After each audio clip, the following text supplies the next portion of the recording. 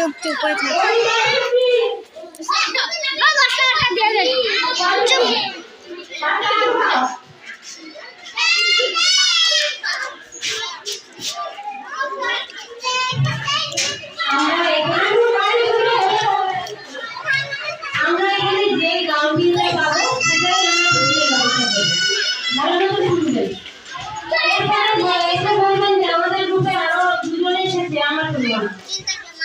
এখন যেহেতু আমাদের কথা শুনছেন না তারা, তখন আমাদের